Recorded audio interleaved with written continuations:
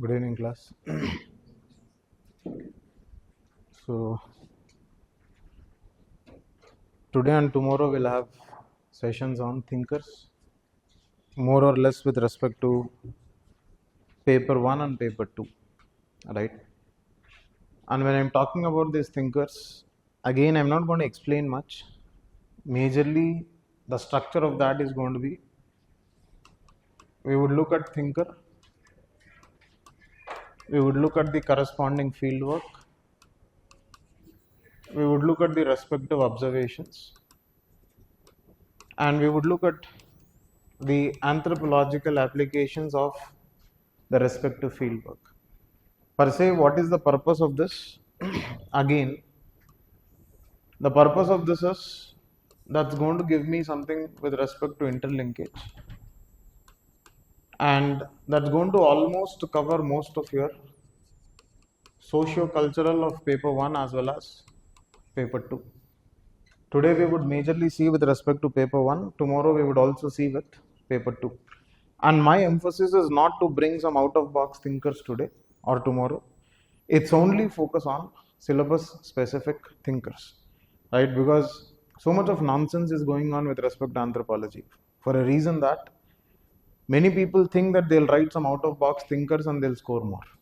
That's bogus, right? Now, when I say scoring in anthropology through my syllabus, that's extremely important when it comes to anthro. And the reason why many people say I'm writing all thinkers but I'm getting 210, 220 is because losing the relevance of writing those thinkers. So first our focus is on consolidation of whoever is there in our syllabus, using that in answers, and then in case if it is required in some contemporary advancements, we'll bring in new thinkers, and that would happen as part of strategic revision, right? So that is the overall agenda for today and tomorrow. Today and tomorrow you'll have free sessions, and from Monday you would have the strategic revision for mains schedule, starting off with physical anthro.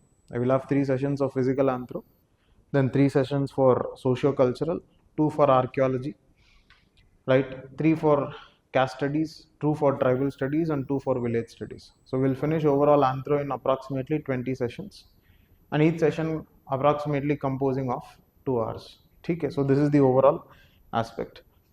Now, starting off with somebody with respect to E.B. Taylor. The major contributions of E.B. Taylor that you see is with respect to study of culture, 1. And when you look at one of the very famous writings of E.B. Taylor is primitive culture.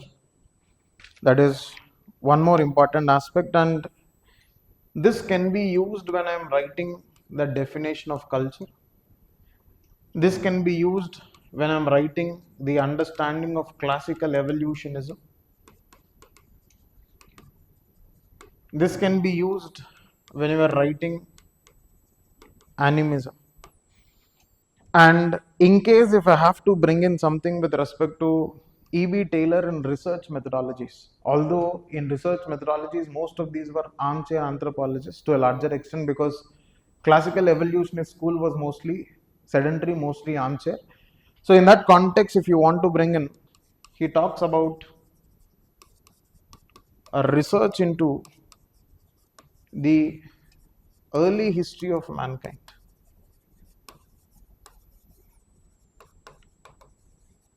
A research into early history of mankind can also be one particular literature that you can bring in, especially with respect to reconstruction of history.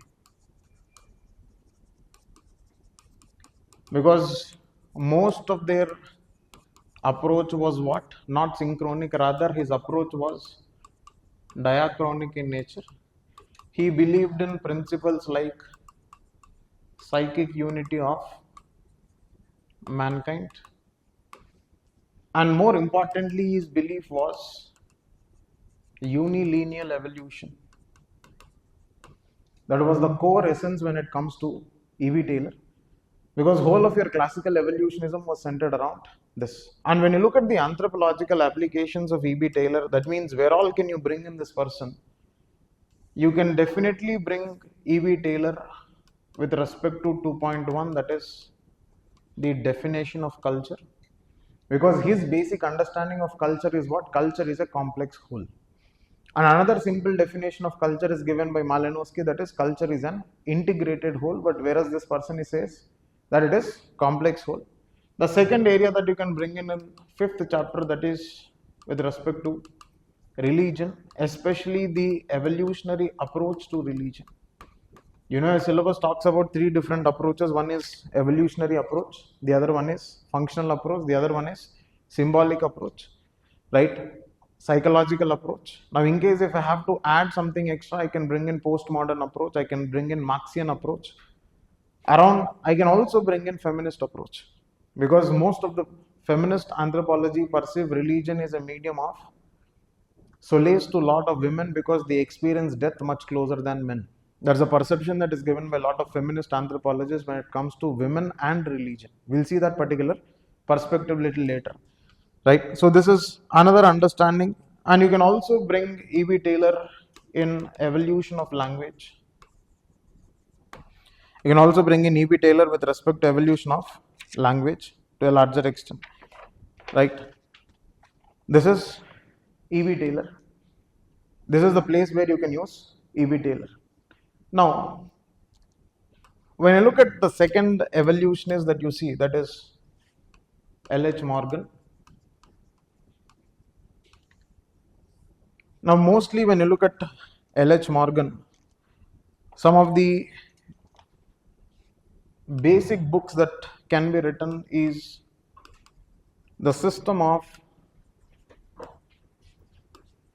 Consanguinity and Affinity of Human Family. This is one basic literary work of L.H. Morgan. The other book that you can definitely write is The League of Iraqis. The League of Iraqis. Another important compilation that you can see is Ancient Society. Just like primitive culture there, here it can be Ancient Society. Now, when you look at L.H. Morgan, again L.H. Morgan, classical evolutionist, major, and you can use L.H. Morgan with respect to idea of family. That means in my family chapter we can bring in, he was talking about the evolution of family. You can take a picture of this.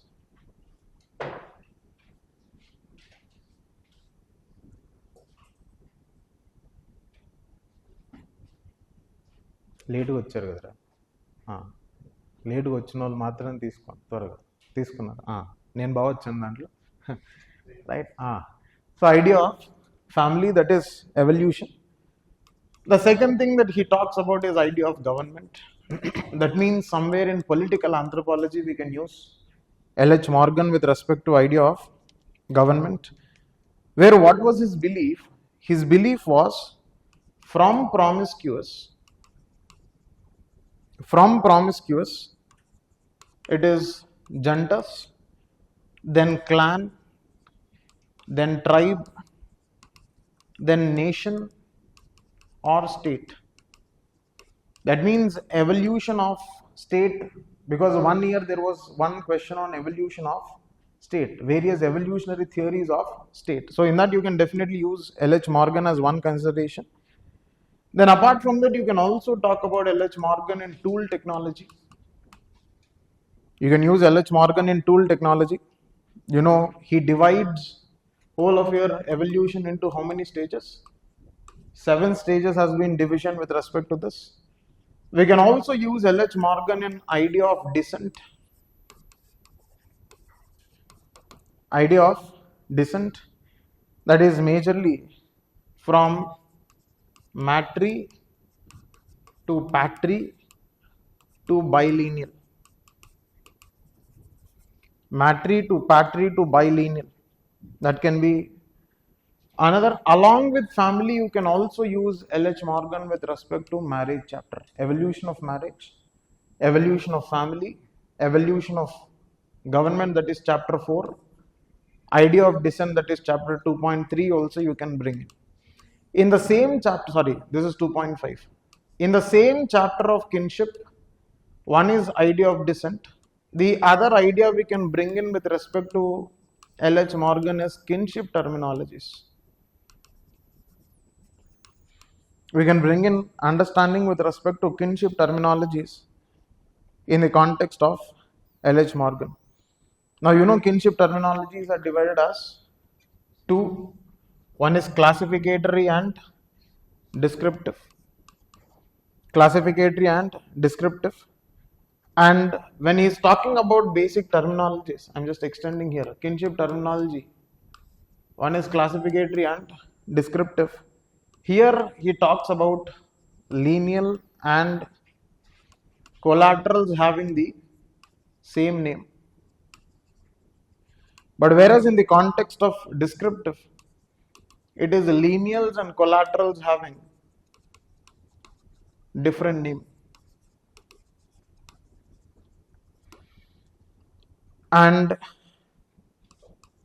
the simple example, Genovian Malayan, and here Semitic Aryan. Now in this also we can definitely use L.H. Morgan when it comes to kinship terminologies. You know, other people with respect to kinship terminologies, you have G.P. Murdoch, right? You can also bring in that with respect to kinship terminologies. Then in India, right? That paper 2 will deal tomorrow. Okay. Now, apart from this, one more area where we can use L.H. Morgan is chapter 8. That is the tool of questionnaire. In the tool of questionnaire, we can use L.H. Morgan.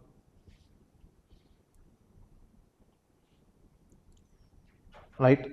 Now, just like how psychic unity of mankind was mentioned with respect to E.B. Taylor, L.H. Morgan believes in germ ideas. L.H. Morgan believes in germ ideas. Right? Next. The next thinker with respect to evolutionism again, that is Fraser, James Fraser. See, all that I am doing is what, my dear, consolidating, nothing else, right? James Fraser. We can use James Fraser. The source is majorly the Golden Bough. The mandatory literature, that is Golden Bough. And his major contribution is with respect to magic, religion and science. Magic, religion and science. That is one area where you can definitely talk about Fraser. Then in that, you know, in the context of marriage, sorry, in the context of magic, you see that is law of similarity. And the other one is law of contact. Right? Law of similarity and law of contact. Now, this law of similarity is what is called as homeopathic magic. And this law of contact is what is called as contagious magic. Homeopathic magic and contagious magic with respect to James Fraser. Then another contributions that James Fraser has is with respect to totemism and exogamy.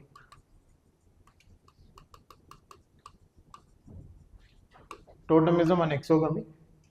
I can use this totemism and exogamy either in chapter 5 or as well as 2.3. Either in chapter 5 as well as 2.3. And his study was with respect to majorly the Aruntas of Australia. Aruntas of Australia with respect to this. And along with this, he also believed in the soul theory. He also believed in the soul theory with respect to Fraser, totemism and exogamy. So, Fraser majorly comes in chapter 5 or Fraser majorly comes in 2.3. Fraser majorly comes in chapter 5 or Fraser majorly comes in 2.3, right? So anything with respect to magic, we'll definitely have to bring in Fraser. Next. Now getting into diffuseness, that is G.E. Smith. Now in the context of G.E. Smith, two books. One, The Origin of Civilization. The Origin of Civilization. Second, Diffusion of Culture. Diffusion of Culture. And majorly his contribution was with respect to Egyptian civilization.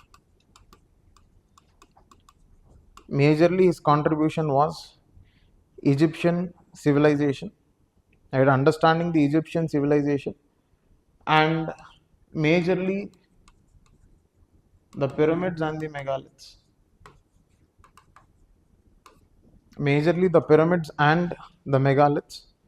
Now we can again use this particular Origin of Civilization book in 2.1.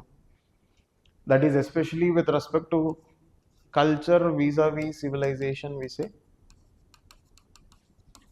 In that particular aspect, you can talk about the origin of civilization, which was talking about the genesis point of civilization.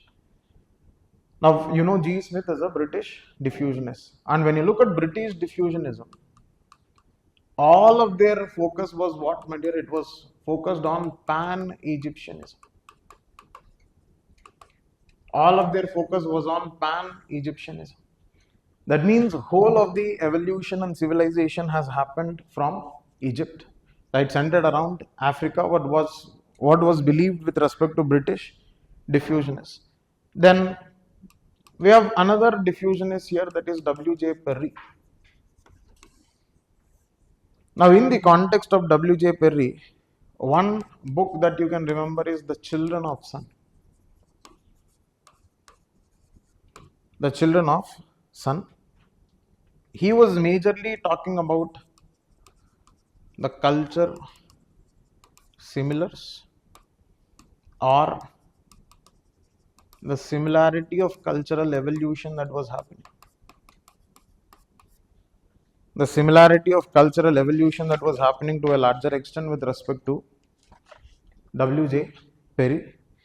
Then another person belonging to the similar cluster here was W.H.R. Rivers. Now W.H.R. Rivers, you see, majorly he spoke about the history of Melanesian society.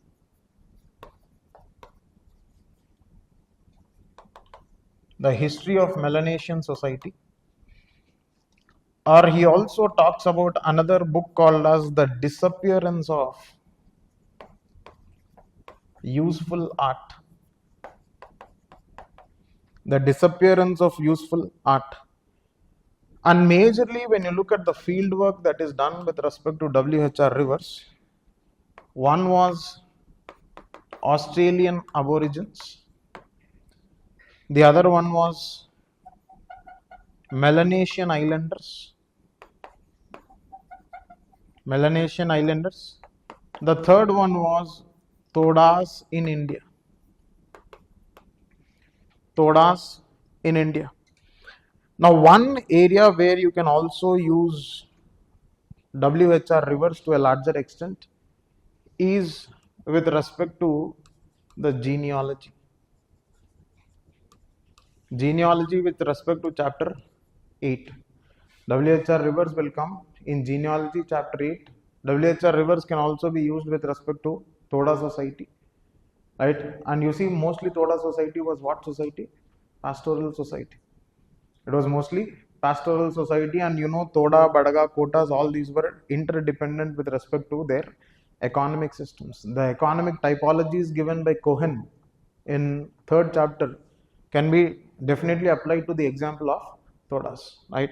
So that is one more example or one more understanding with respect to W.H.R. Rivers. Then when you look at the German diffusionists, In the context of German diffusionists, majorly they believed in what? Culture crease. Majorly they believed in culture crease, and majorly they believed in multi-layered approach. They believed in multi-layered approach, and for them culture was all diffused with respect to concentric circles. Culture was all diffused with respect to concentric circles.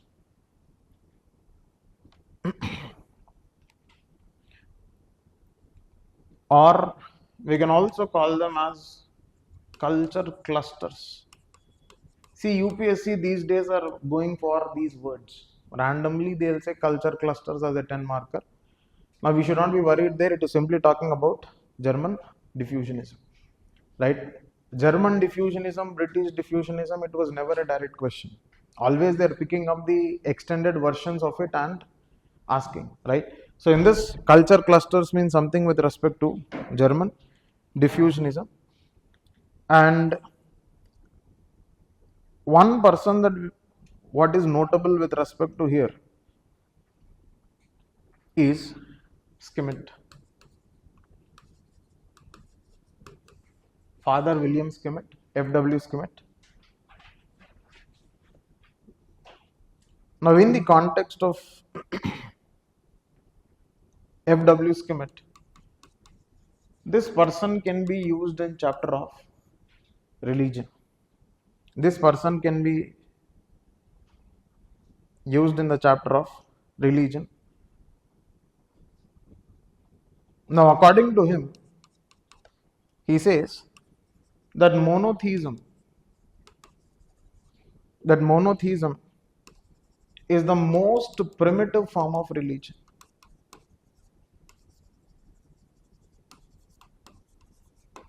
Monotheism is the most primitive form of religion, and addition of gods led to polytheism. Addition of gods led to polytheism. Right. Now there are some punch lines that you can use them in conclusion as part of German diffusionism. Not only conclusion for German diffusionism, but other parts of culture. Right. For example, you see Grabner. Grabner says one line that every culture can be described. Every culture can be described through a grid of similarities and dissimilarities. Every culture can be described through a grid of similarities and dissimilarities.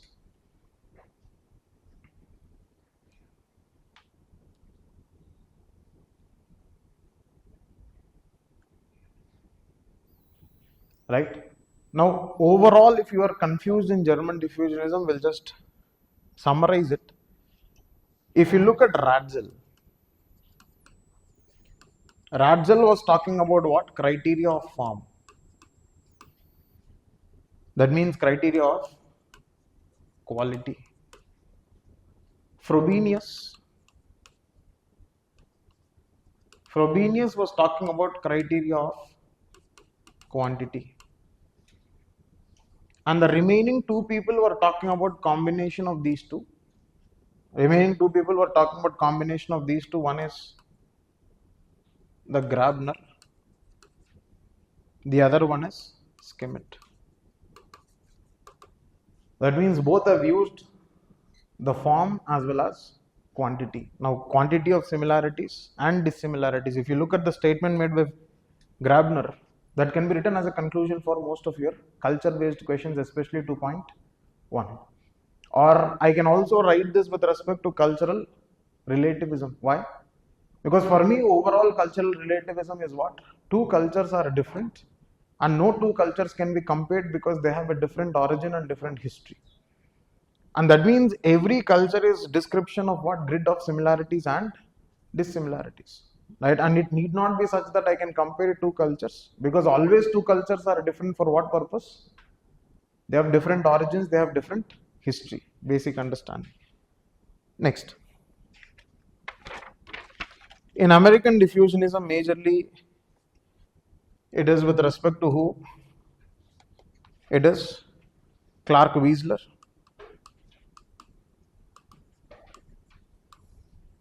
Clark Wiesler with American diffusionism. Now, majorly talking about culture area approach. Majorly talking about culture area approach. Now, culture area approach can be what? Either it is food area or age area. Food area or age area. Now, majorly when you look at this food area or age area, now the same culture area can be extended with respect to the understanding of sacred complex. So whenever we are writing sacred complex, we can definitely refer it to with respect to American diffusionist school. Why? When you look at sacred complex, what happens? There is one sacredness map that we say, that as we move away from the sacred center, what is seen to be happening? The element of sacredness is diffused or reducing, right? So that is again drawn from with respect to what? Drawn from the American diffusionist school. Then apart from that, when you see A.L. Kroeber, A.L. Kroeber, multiple usages, one, kinship terminologies. A.L. Kroeber kinship terminologies, definitely. You can also talk about basis of kinship with respect to A.L. Kroeber. Now he writes Handbook of the Indians of California. Handbook of Indians of California. And his major concepts were what, my dear? His major concepts were culture climax, culture intensity, and culture configuration.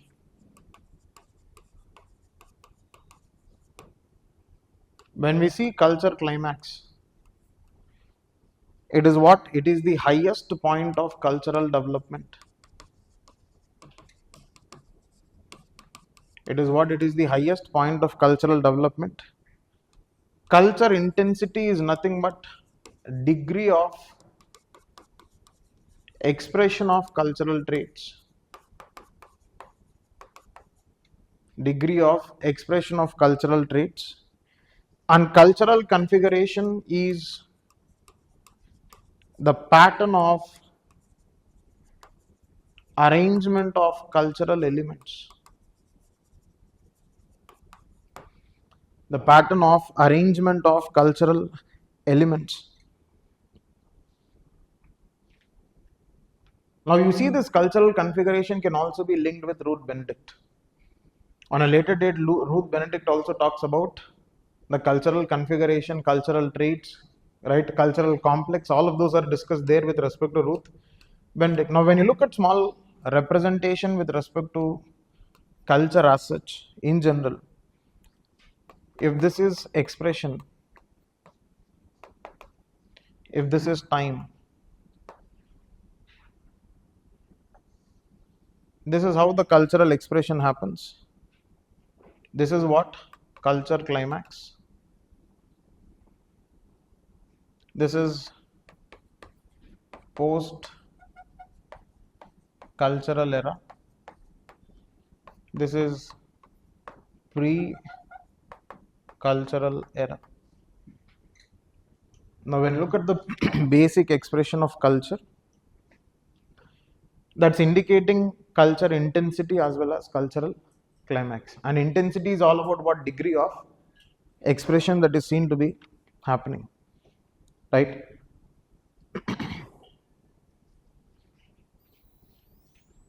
Okay, so this is with respect to the diffuseness understanding.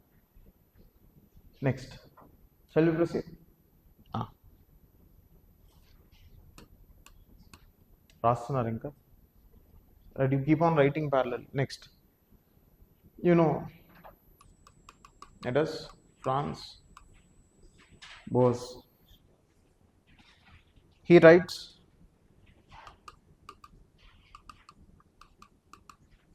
limitation of comparative method of anthropology.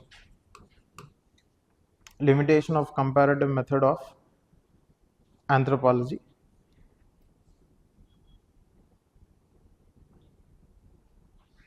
Now, majorly, if you look at his importance, you see it is with respect to participant observation. It is with respect to the participant observation and also the factors responsible for cultural development. He says the factors responsible for cultural development, one is environmental, the other one is the psychological, the third one is historical. And you see, this is where the emergence of historical particularism. And always remember, historical particularism will definitely be a corollary theory for cultural relativism, right? Both of them will have to go together. Both of them will have to go together. And in case if something has to be expressed, it is cultural particularism.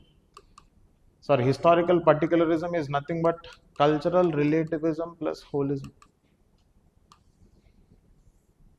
Cultural relativism plus holism. Now, another area where you can definitely bring in Boas is biological determinism versus cultural determinism. Biological determinism versus cultural determinism in the context of Franz Boas. So definitely you would have a lot of role mentioned with respect to what, my dear? You can bring him in chapter 8, right? You can bring him in chapter 8. You can bring him in chapter 2.1. You can bring in chapter 1.3. That is branches of anthropology. Definitely bring in Franz Boas, right? Any question on 1.3, you should not leave this person, right? So ensure that you bring in. And in case in 1.1 also you can bring in with respect to, because when you look at certain methods which are followed in anthro, right, we see certain methods which are exclusively present in anthro. That is what is making anthropology special. One, comparative, historical, holistic, scientific,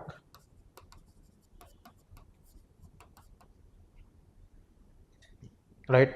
Scientific, and sometimes certain approaches with respect to positivism versus non-positivism.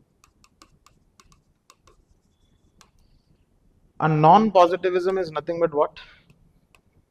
Non-positivism is nothing but phenomenology.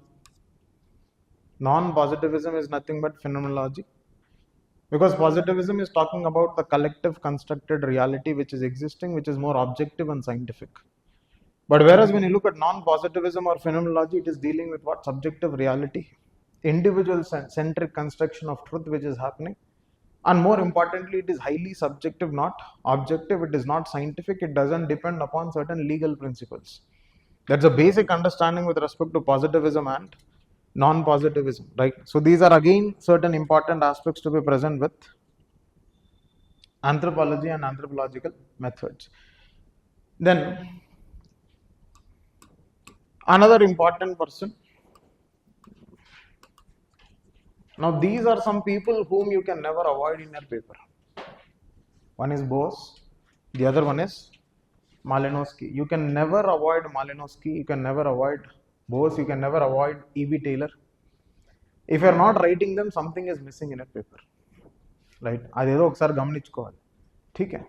Next, when you look at Malinowski, majorly biocultural approach, need theory, biocultural approach, need theory. He writes a book, Concept of Culture. This is where he writes what matter. This is where he defines culture. And this is where he also brings in the idea of charter of an institution. The idea of charter of an institution, right? And another important compilation that he has is the scientific theory of culture and other essays. The scientific theory of culture and other essays, right?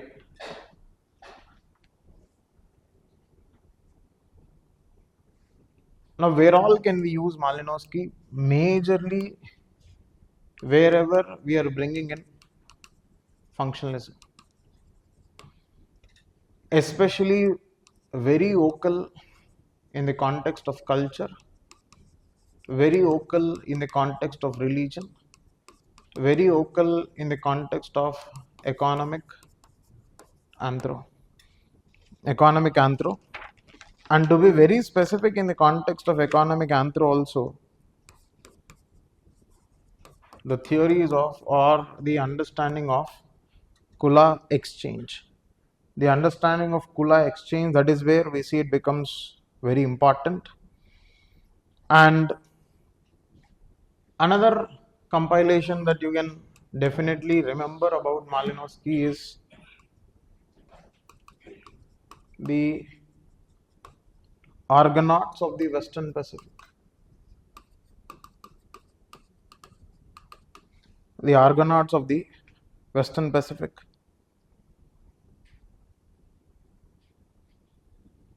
Right? Now, if you can write one line about Kula, right? Write down. The Kula forms one organic whole. The Kula forms one organic whole.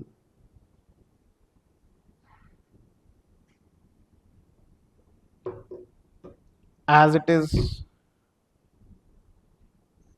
interaction of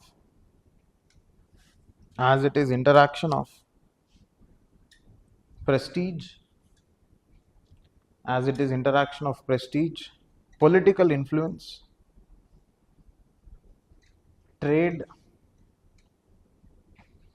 prestige, political influence, trade,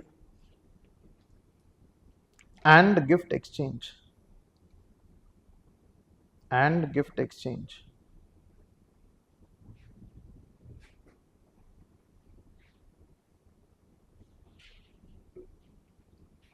Yes, right. Now, please remember, Kula exchange can also be an example of gift exchange, or sometimes we say the understanding of prestation. Prestation is nothing but again gift exchange, right? Prestation is again nothing but gift exchange. That is one more important aspect, because whole of the concept of prestation and gift exchange was given by Marcel Mauss. right? Marcel Mauss fundamentally talks about this gift exchange and prestation. Now example can be kula exchange, example can be ceremonial exchange, sometimes potlatch, but potlatch will mostly be what?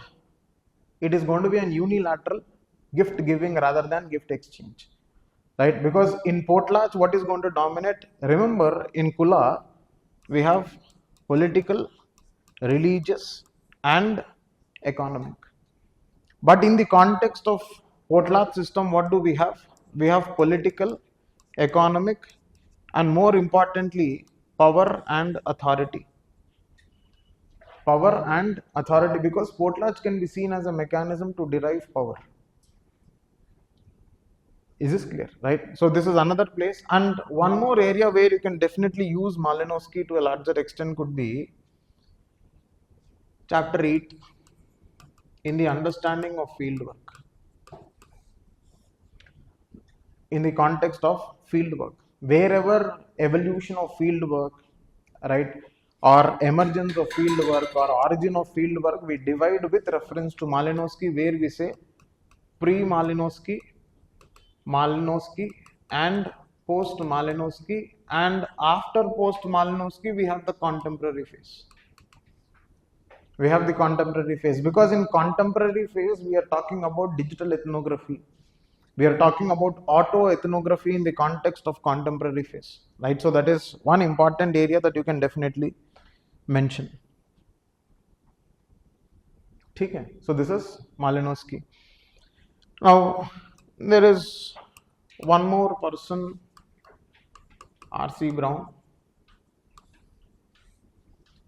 Now this person is, again, you cannot avoid R.C. Brown, right? Majorly his work is structure and function in primitive society. Structure and function in primitive society. And more importantly, his understanding is also important with respect to social institution. Just write down one line. Social institution is a recurrent form of activity. Social institution is a recurrent form of activity which is socially established.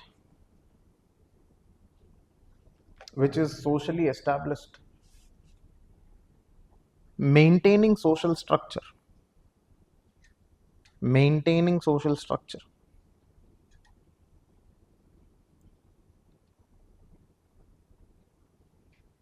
Right? So social institution becomes an important area with respect to 2.2. In 2.2 you can bring it. Now where all can we use, again, R.C. Brown, his major field work with respect to Andaman Islanders. In the context of Andaman Islanders, one thing is, you see, ancestor worship. Ancestor worship is one. Next, ceremonial weeping in maintaining social relations. Ceremonial weeping and maintaining social relations. Another area that R.C. Brown is kinship behavior, especially the joking relation and avoidance relation. The joking relation and avoidance relation. Another area of contribution that you can see with respect to R.C. Brown is the descent theory. The descent theory of kinship. In descent theory of kinship, along with R.C. Brown, we have Mayer Fortis. Along with R.C. Brown, we have Mayer, Fortis, where we know two theories. One was alliance theory, the other one is descent theory. In alliance theory, what happens? Marriage is primary. In descent theory, marriage is secondary. It is the bloodline which is more important than marriage, right? And what is the criticism that we see with descent theory? They consider women as the second member of the society. But whereas in alliance theory, primary importance is given to women, right? So that is one more simple understanding with respect to this. And his contribution can also be seen with respect to kinship in primitive societies.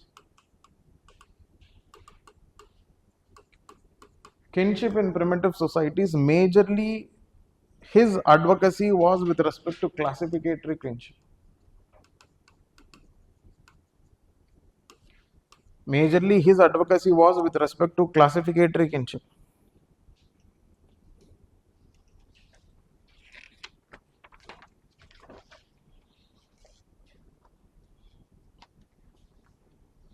See, this is one person, in fact, most of your Indian anthropologists who were inspired.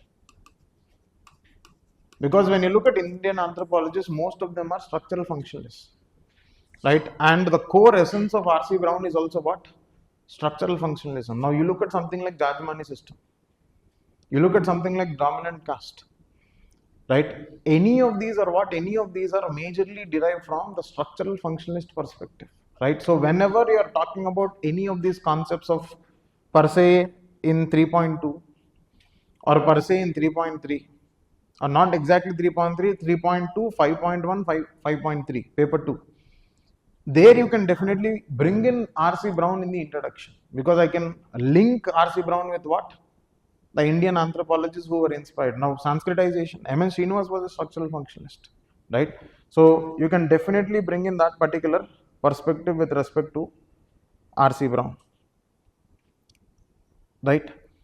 With respect to caste system, right, service caste, land owning caste. Now, again, that was a perspective with respect to structural functionalism. That is R.C.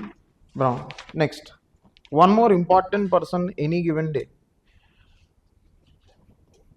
See, I don't have to talk much about Durkheim. Durkheim majorly in religion.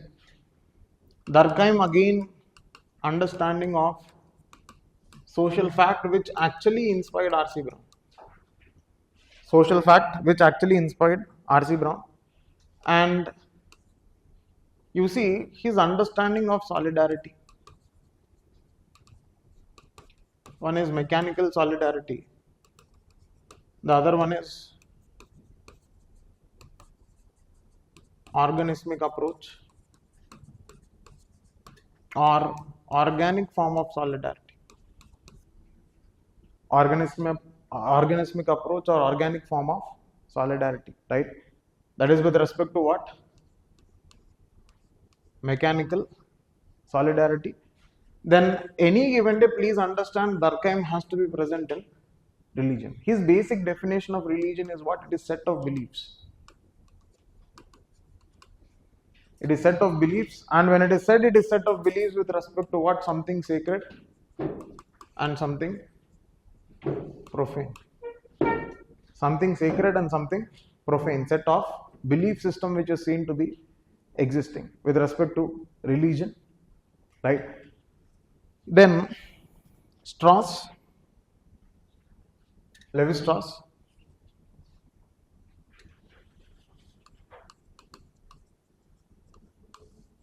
again one more person whom you can definitely use in second paper, especially when I'm writing on caste and village. I can definitely bring in the relevance of Strauss, very relevant with respect to paper 2. Now when you look at Strauss, what do you see? Majorly structuralism.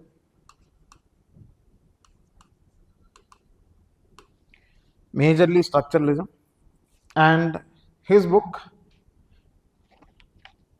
Structural Anthropology.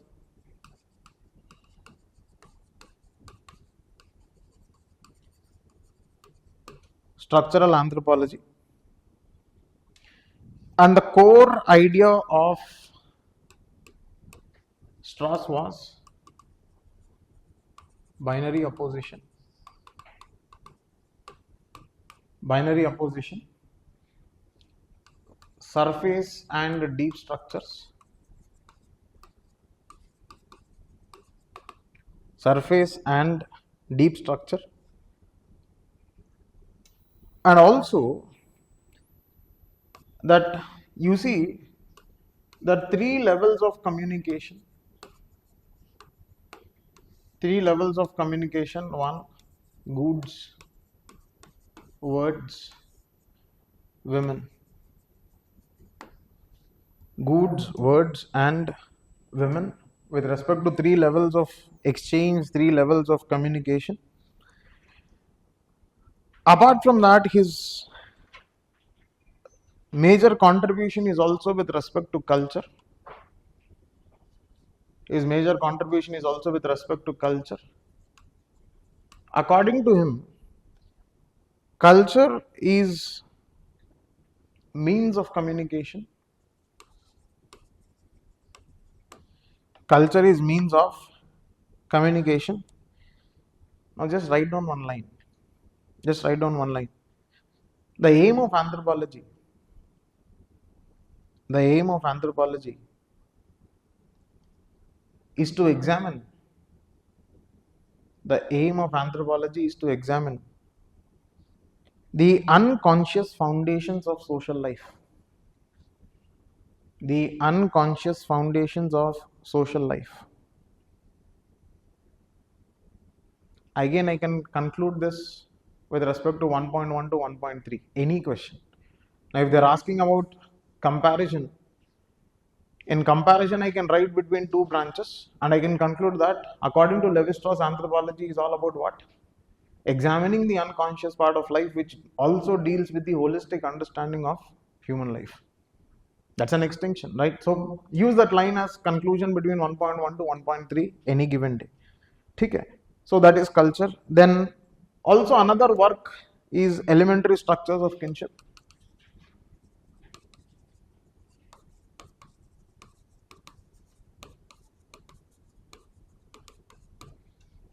Elementary structures of kinship.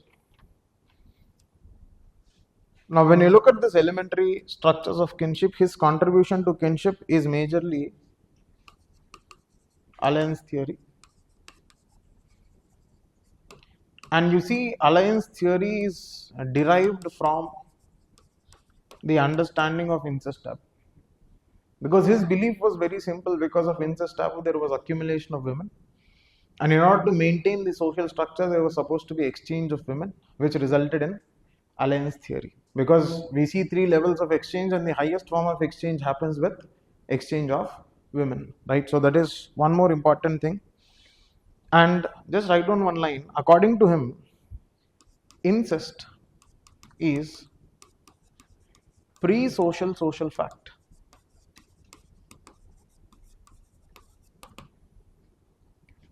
Pre-social social fact.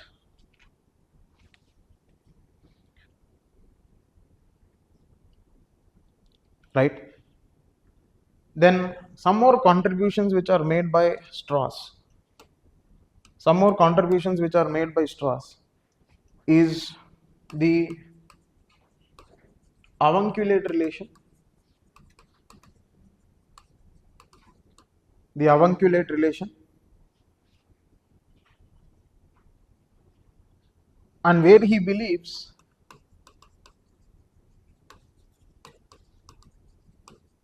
there are certain atoms of kinship, that is the relation between brother and sister, right? Husband and wife, father and son, and nephew and uncle. Now, simply they'll say atoms of kinship. 10 marker. మనం ఏం రాస్తాం? ఏదో chemistry రాసొస్తాం. Right? Something we keep writing there. Right? The worst performing in anthropology is 10 markers. We think it's only 10 marks, but in its totality it's 100 marks. Because that is what is determining my score. Anyway, 20, 15, 15 you will manage off well. Right? As we proceed, I will also tell you the pattern of attempt. Right? If it is tough, what should be your approach? If it is easy, what should be your approach? And if it is moderate, what should be your approach? Paper will never be easy because it is UPSC. Right? If it is easy, then it is not UPSC any given. So we will only have two approaches. When it is moderate, what should be my approach? When it is tough, what should be my approach? Because when it is tough, if I have a standard template, it's going to be a problem. What are we going to do when it is tough? We'll see. As we proceed across the sessions in strategic revision, we'll discuss. Then another contribution is with respect to totemism.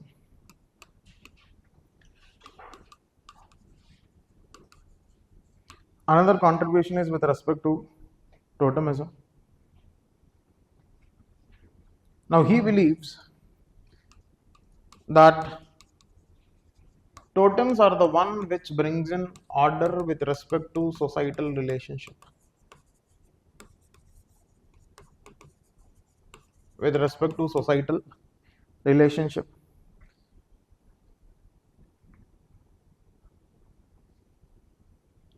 Right. Then another definite contribution which cannot be neglected is the structural analysis of myth. Structural analysis of myth in his work Mythologics. In his work Mythologics. And for him, the understanding of myth is nothing but mere arrangement of my themes. Mere arrangement of my themes. That is a classic example of Oedipus complex. Right, the myth of Oedipus. Right, then Cinderella and Ash. That can also be one more example. That is Ash Boy myth and Cinderella story. That can be one. Okay. So overall, straws can definitely be used in these aspects. One is structural anthropology, then alliance theory, descent theory. Then with respect to language, in language, kindly write structural linguistics. Right? In language, please add structural linguistics.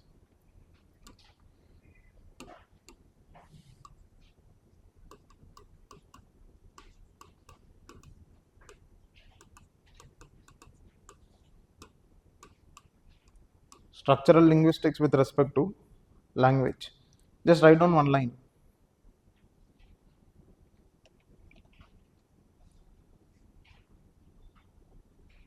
Language is a system.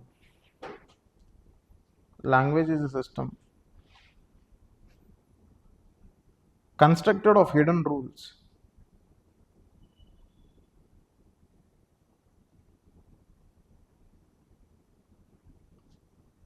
Language is a system that is constructed of hidden rules that the practitioners know but cannot articulate. That the practitioners know but cannot articulate.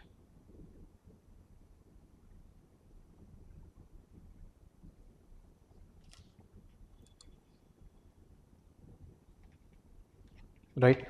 So that is one more important, because whenever you are writing branches of linguistic anthro, in that definitely one branch is what? Structural linguistics. Structural, ethno, historic, descriptive languages.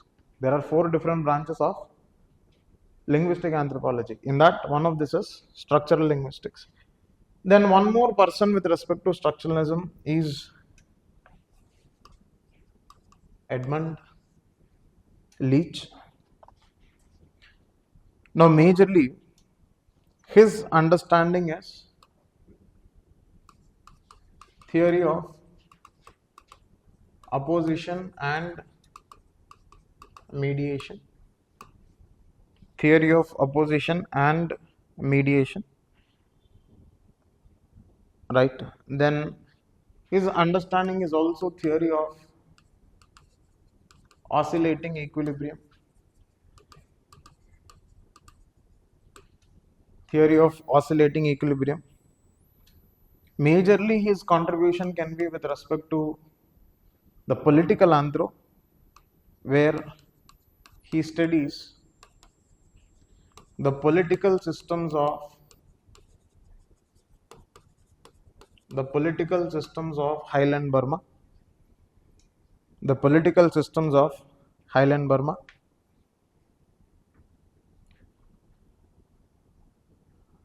And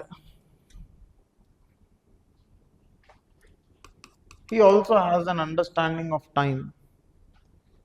Time is nothing but the structured intervals. Time is nothing but the structured intervals.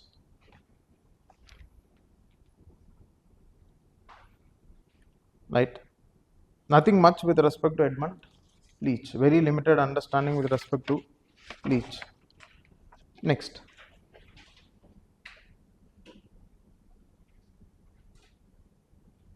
Yes.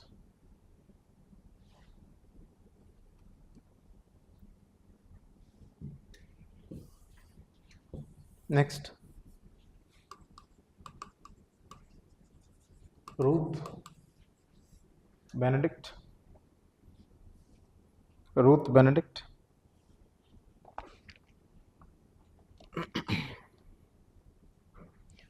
Majorly the culture configuration approach.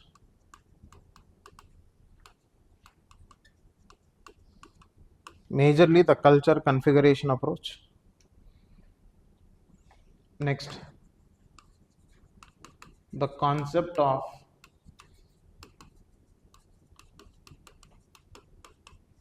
guardian spirit in North America. Next,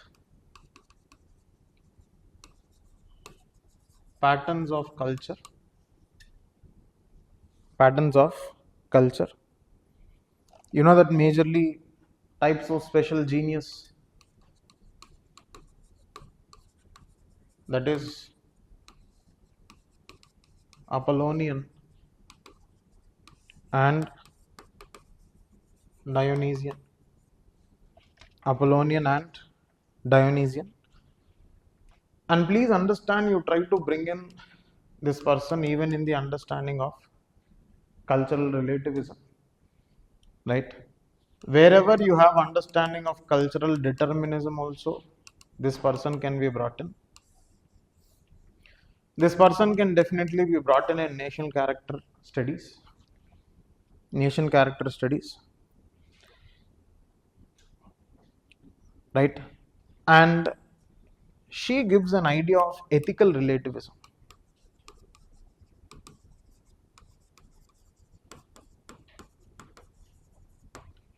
She gives the idea of ethical relativism.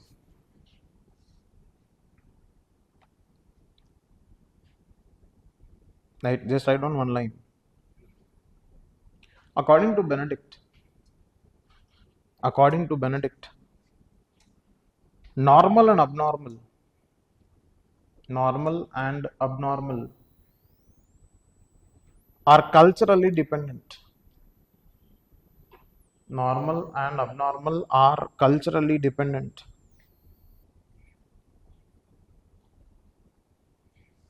Right? That is where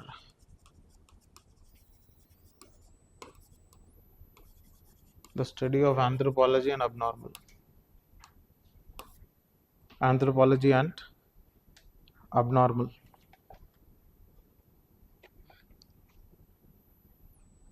She studied what? Zuni, Dobu and Kwakatl. Right? Zuni, Dobu and Kwakatl society. That was her major study. Next. Done? Margaret Mead.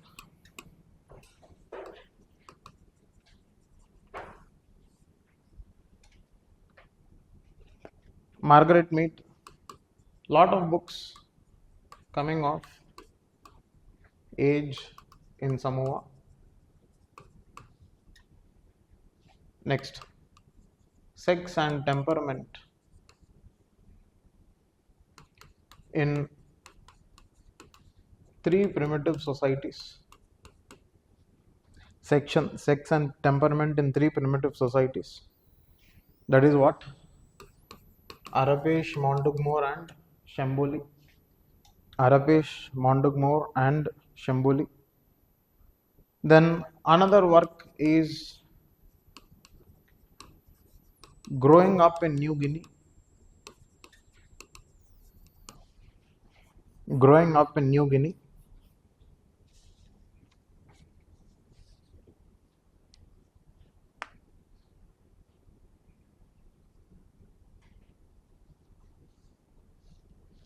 Where she studied about relation between rationality and culture. Rationality and culture. Now again you can also use Margaret Mead in each chapter. How? Methods of videography, photography for data collection. Generally she is going to be occurring in post-Malinowskian phase of fieldwork. Post-Malinowskian phase of fieldwork.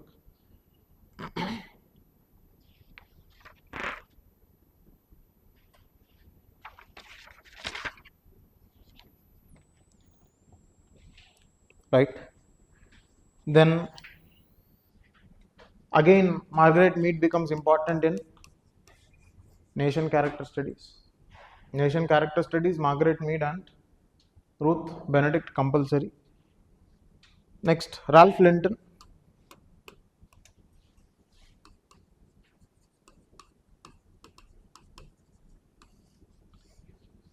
Ralph Linton, The Study of Man.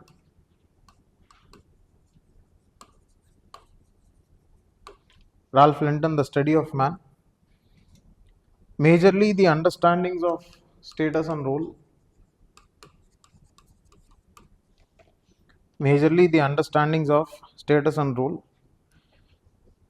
Right. So this is important in 2.2. That's important in 2.2. Another book he writes is Culture Background of Personality.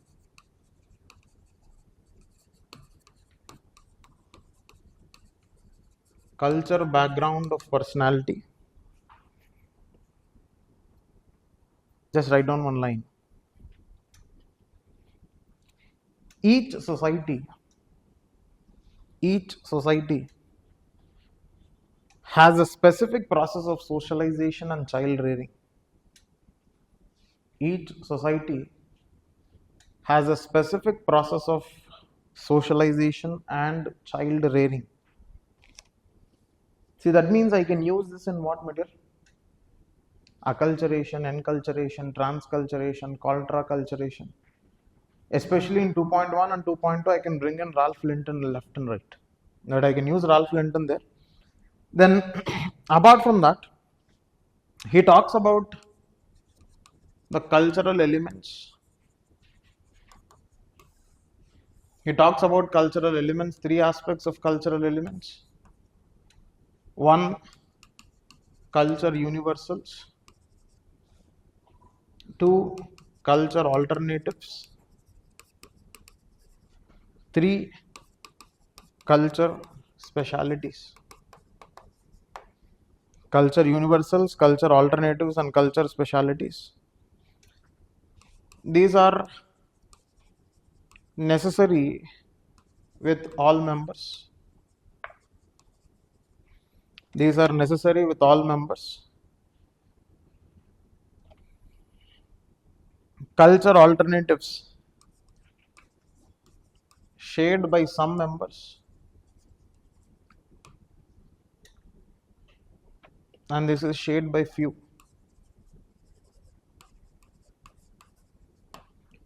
These are shared by few. Now majorly what is this theory? You see, Ralph Linton along with Abraham Gardiner, it was the understanding of basic personality. It was understanding of basic personality.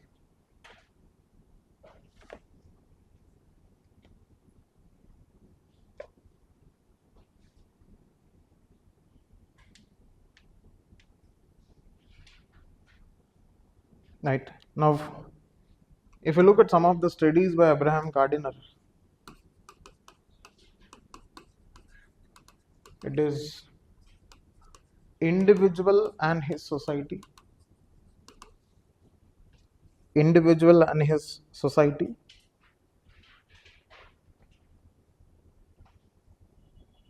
Where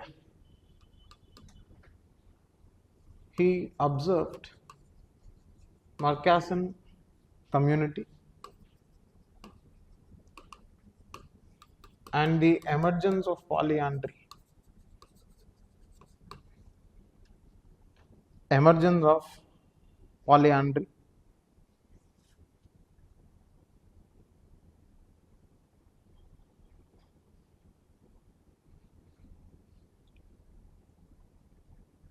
And it was observed because of this polyandry,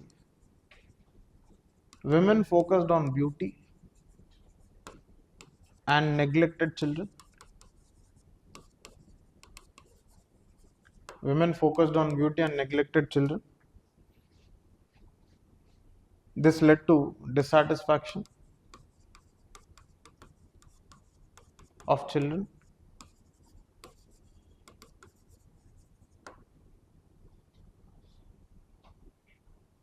And you see in myths, women were represented to be wicked, to be heartless, to be wicked, to be heartless.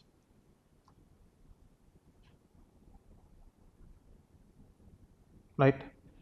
Then one more extension that you can remember is Abraham Gardiner and Ralph Linton together have studied Tanala of Madagascar. Have studied Tanala of Madagascar and studied about the ancestor spirit.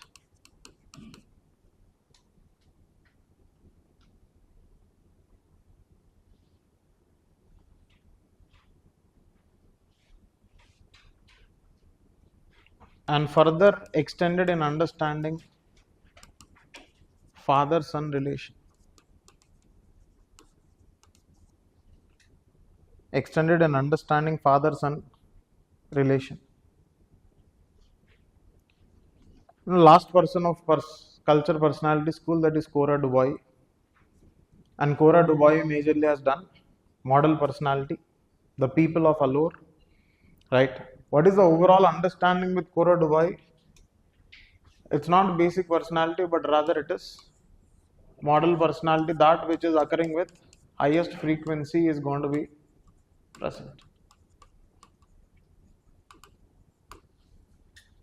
That which is going to be present with highest frequency, that is seen. The Allure Islands of Indonesia.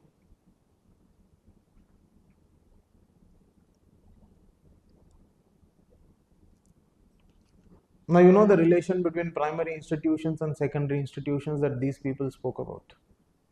Right. For instance, here what do you see? Here this was more of a primary institution. This myth was secondary. Right. How primary resulting in secondary institutions. Is this clear? Right. I think rest will continue tomorrow. I think in initial half an hour tomorrow we'll finish off paper 1 thinkers, and in next 1 hour 15 minutes we'll finish paper 2. If something is remaining, we'll carry it forward with the rest of strategic revision.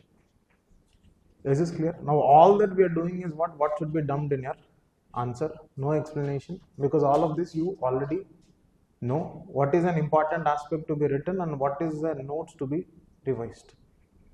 And if you are ready with this, trust me my dear, 250, 260 is easy.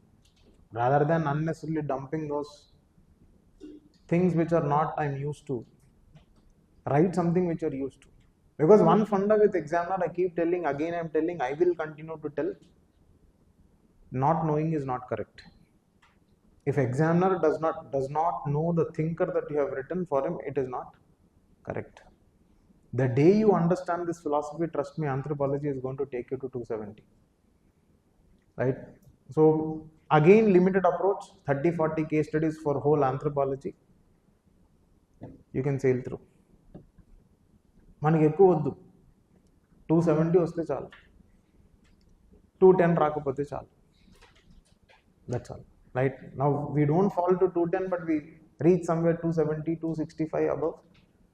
Happy interview call. An interview depending on your personality. I definitely will score more than me in any personality test. So that's always there. Okay. Right? So we'll meet tomorrow at the same time. I am spoiling your Sunday. ఇప్పుడేం Sunday చాలా ఇంకా ఠీకే. Tomorrow we will continue with the same paper 1 as well as paper 2, and from Monday we'll start off physical anthro. Physical anthro will finish in 3 days. All those who are writing names, kindly follow that same schedule for your revision also, so that you will finish anthropology by July 20th max. Is this clear? Right? We'll meet tomorrow. Thank you.